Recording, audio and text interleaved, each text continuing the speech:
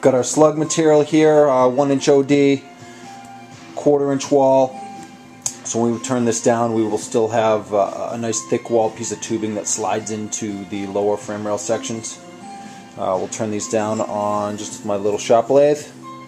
I would recommend that anybody who even does this as a hobby, or builds their own bikes or wants to do frame modifications, aside from learning how to weld, the best thing that you can do is get your hands on some sort of small benchtop lathe.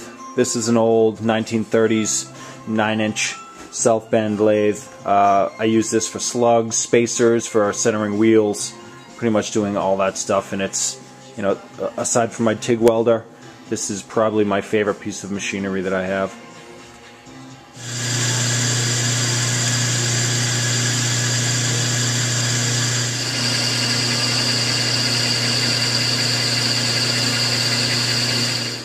Here's the beginnings of the slug that we have. It's going to slide right into lower frame rail. It's going to weld directly to the lower section, the forged section of the motor mount. And we're actually going to take this in right here down to about 3/4 of an inch, so that we'll slide tubing on here, and we'll have a joint right here against this for the rear section, rather than running it back here further, so that we'll actually have the strength, added strength of this piece being welded to it.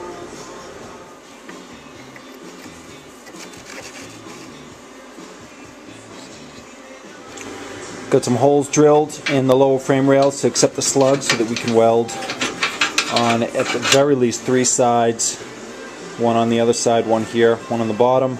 Got our slug down so that it's going to be welded directly to that lower section.